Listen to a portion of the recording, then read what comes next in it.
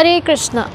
तो उत्पन्ना एकादशी आने वाली है। बहुत लोग इसके महत्व के बारे में जानते हैं और कई लोग ऐसे भी हैं जो इसकी इम्पोर्टेंस, इसकी कथा नहीं जानते हैं। तो चलिए इस वीडियो में बने रहिएगा, तो आपको उत्पन्ना एकादशी की इम्पोर्टेंस पता चलेंगे और उत्पन्ना एकादशी क्यों मनाई जाती है ये भी आप जान पाएंगे। वीडियो पसंद आए तो लाइक करिएगा और शेयर करिएगा।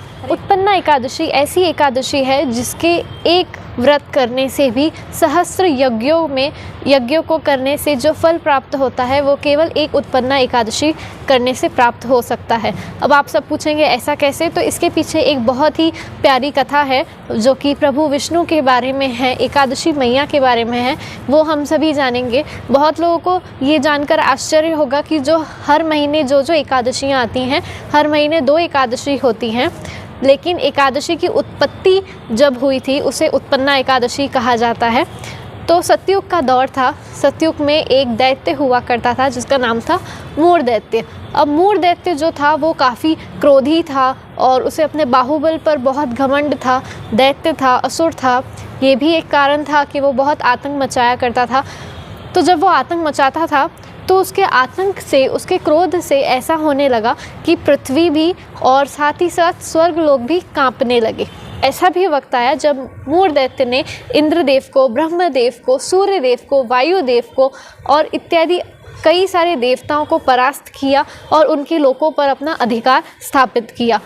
कई वर्षों तक परेशान होने के बाद में इंद्रदेव पहुँचे महादेव के पास में और महादेव को जाकर उन्होंने अपनी सारी व्यथा बताई और सब कुछ बताया कि कैसे सब परेशान हैं कि पृथ्वी पर इधर उधर रहने के लिए, क्योंकि उनके सारे लोग उनसे छीन लिए गए हैं मूर दैत्य द्वारा।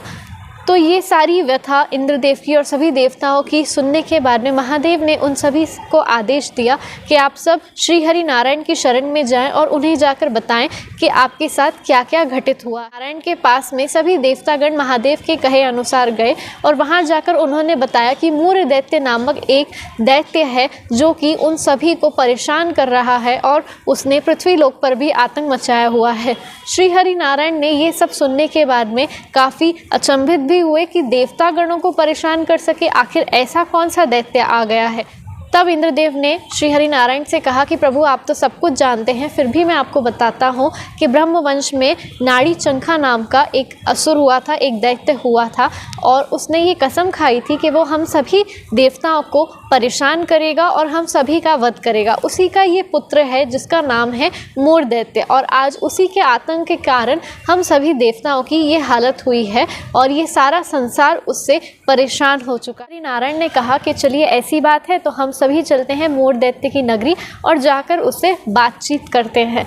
भगवान चले थे मूर दैत्य से बात करने के लिए, पर जैसे ही उसने देवताओं की टोली को श्री हरि नारायण के साथ आते हुए अपनी नगरी में देखा, तब मूर दैत्य ने और उसके असुरों ने, बाकी उसके असुर सैनिकों ने भगवान पर हमला कर दिया। देवतागण तो काफ़ी ज़्यादा डरे हुए थे क्योंकि मूर दैत्य का आतंक ही इतना था, पर श्री हरि नारायण ने वहाँ पर खड़े रहे और उन सभी का सामना किया और उन सभी को परम धाम पहुँचाया।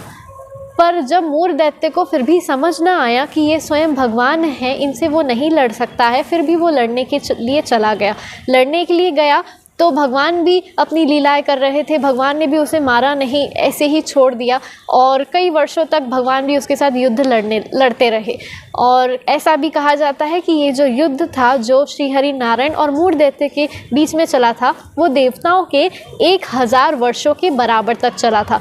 जब देवताओं के 1000 वर्ष पूरे हुए तब भगवान विष्णु को लगा कि चलो अब थोड़ा सा विश्राम किया जाए, थोड़ी सी योग निद्रा में जाया जाए। फिर भगवान विष्णु युद्ध स्थल को छोड़ करके बद्रिका आश्रम में हिमावती नाम की गुफा में पहुंचे और वहां जाकर के विश्राम करने लगे। वो अपनी योग निद्रा में चले गए। उन्हीं का पीछा करते करते मूर दैत्य नामक दैत्य उनके वहां गुफा में भी पहुंच गया और भगवान श्री हरि नारायण को परेशान करने लगा। जब भगवान अपनी योग निद्रा से नहीं जागे तो उसने ऐसा विचार किया कि क्यों ना मैं यहीं पर विष्णु का योग निद्रा में ही वध कर दूं। जैसे ही उसके मन में ये विचार आया वैसे ही भगवान के दिव्य शरीर में से एक देवी प्रकट हुई जो कि सहस्त्र अस्त्रों के साथ थी और वो प्रकट होने के बाद में उन देवी ने उस दैत्य का विनाश किया। कुछ क्षण बीतने के बाद में प्रभु श्री हरि नारायण अपनी योग निद्रा से बाहर आए और देखा कि मूर दैत्य तो वहाँ पर मरा हुआ है, यानी कि उसका तो अंत हो चुका है।